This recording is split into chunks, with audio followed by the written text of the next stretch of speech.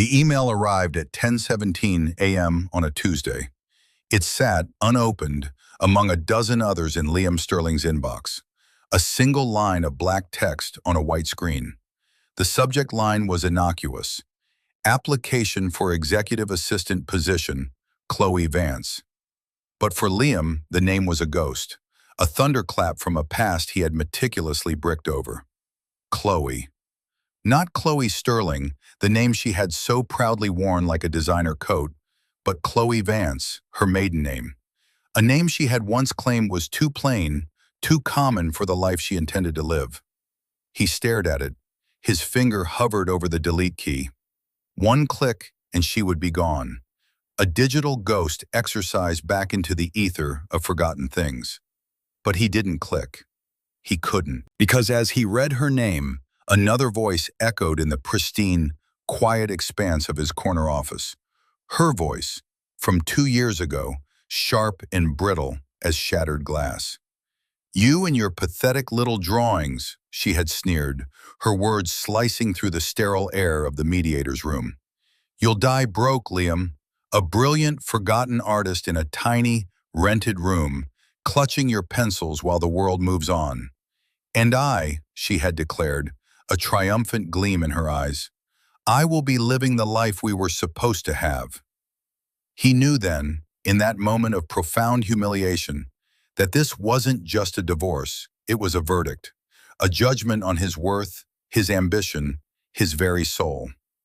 And now, 2 years later, the woman who had delivered that verdict was applying to be his assistant. The irony was so thick, so heavy, it felt like it had its own gravitational pull. Within a week, she would walk into his world, a world she couldn't possibly imagine he had built, and everything would change. Hey everyone, thanks for joining us for another story. We've all felt underestimated at some point in our lives, haven't we? It's a feeling that can either break you or forge you into something stronger. This is a story about that fire.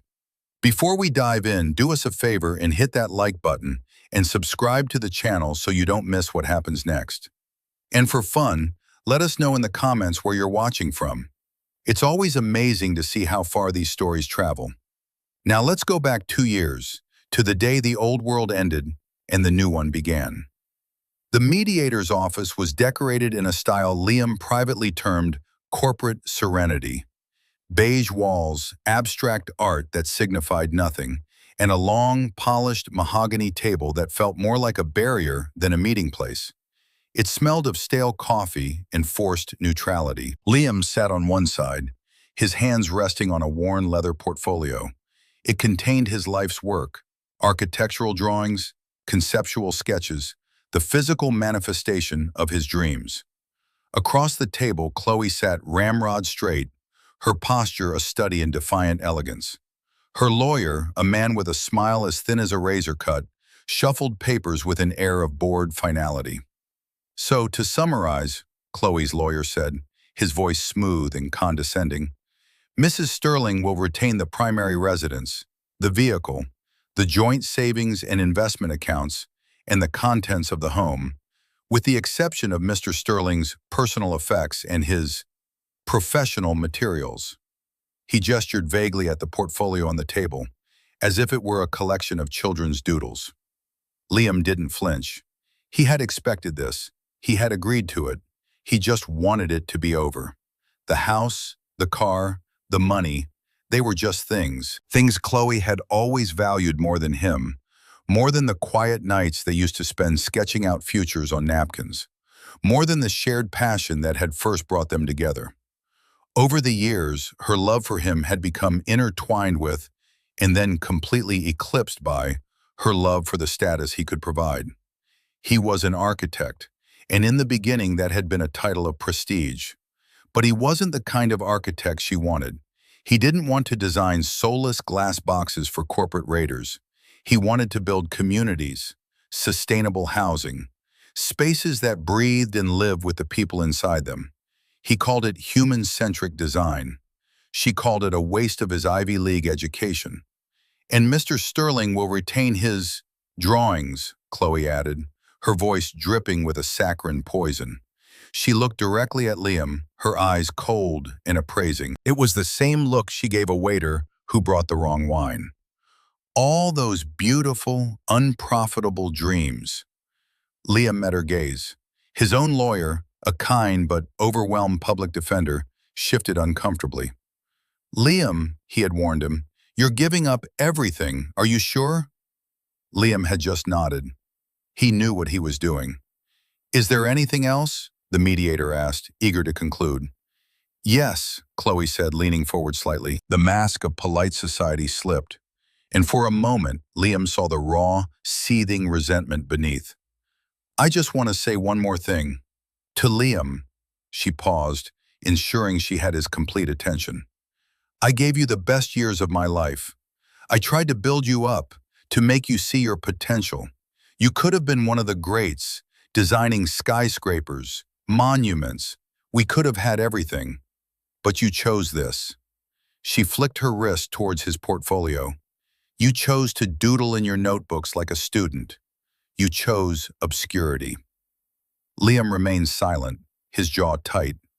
He could feel the weight of his own lawyer's pity, the mediator's impatience, the triumph radiating from Chloe. So go, she said, her voice dropping to a low, cutting whisper that was more brutal than any shout. Go be your brilliant, undiscovered artist. Live in your tiny, rented room with your pencils and your pride. But I want you to remember this day. Remember what you threw away, because you will fail. You don't have the stomach for what it really takes. You'll die broke, Liam, and you'll die alone. The words landed like stones in the quiet room.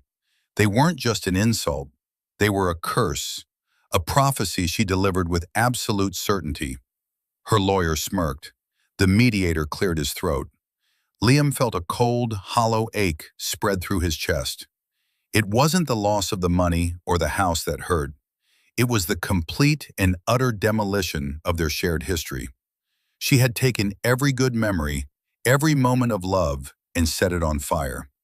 He stood up slowly, his movements deliberate. He picked up his leather portfolio. The worn cowhide was smooth under his fingertips. Inside, nestled amongst hundreds of other pages, were the complete schematics for Project Nightingale, a revolutionary, modular, eco-friendly urban housing system he had been developing for 5 years. A project he had secured a silent partnership and initial seed funding for just 6 months prior, a fact he had kept to himself, waiting for the right time. A time that, he now realized, would never have come with Chloe. She saw drawings. His partner saw the future of urban development. He looked at her one last time, the woman he had once loved more than life itself. Goodbye, Chloe, he said, his voice even and steady, and he walked out of the room, leaving her with the house, the car, and the money. He walked out with nothing but a portfolio of pathetic little drawings and a promise whispered in his ear. He didn't know then that